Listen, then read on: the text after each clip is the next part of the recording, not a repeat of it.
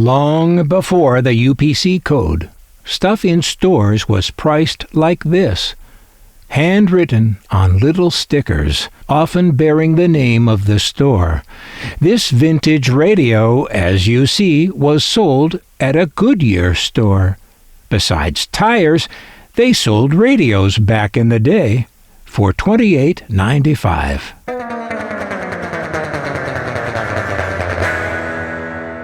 Well, look at this.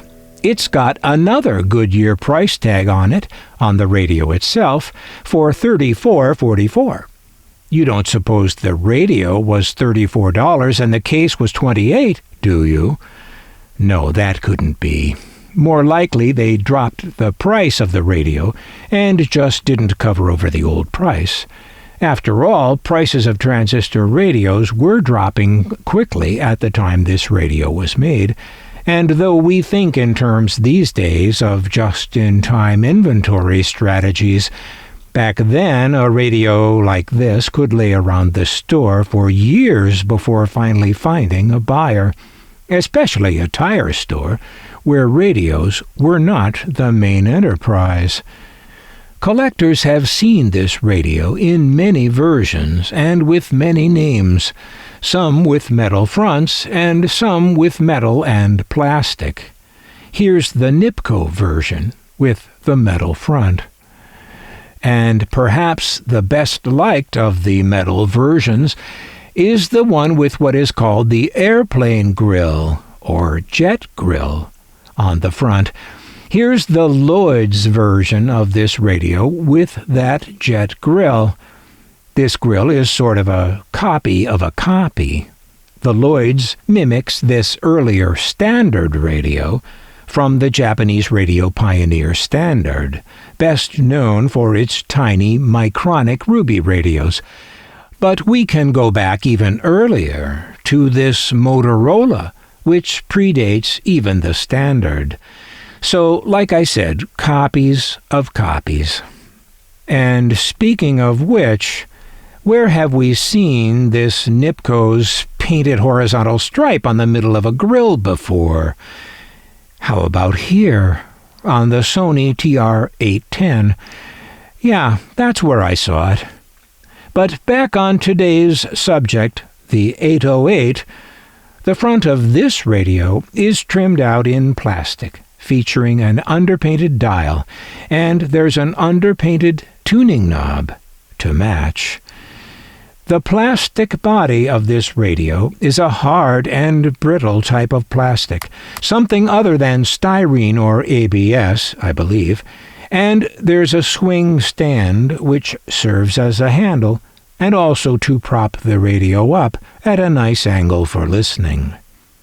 Inside the back, we see that it is tropicalized. Yes, that's a real word. It refers to this mesh here over the ventilation holes. It's there to keep bugs out. In the tropics, where apparently there are a lot of small bugs who enjoy eating electronics. I don't know.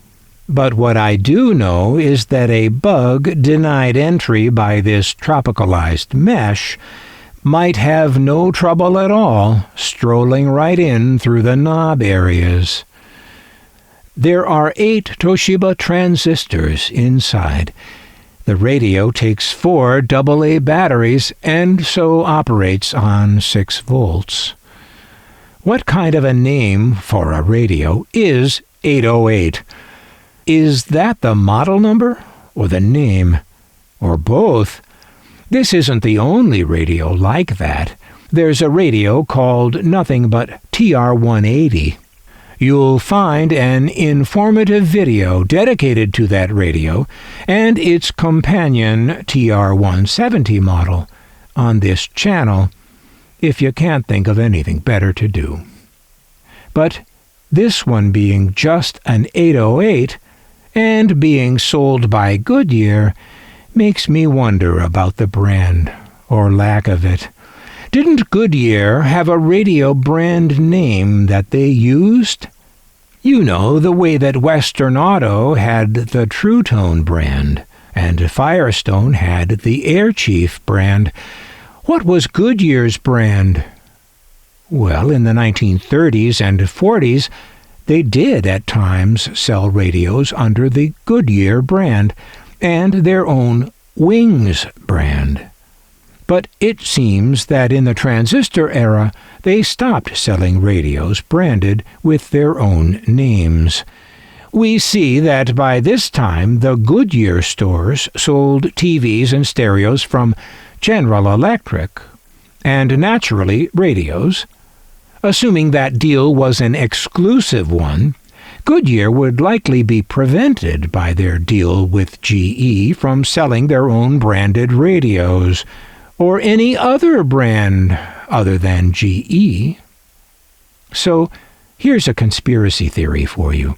What if Goodyear got around that restriction by ordering radios from other manufacturers and selling them without a brand? Just putting the model number on the nameplate.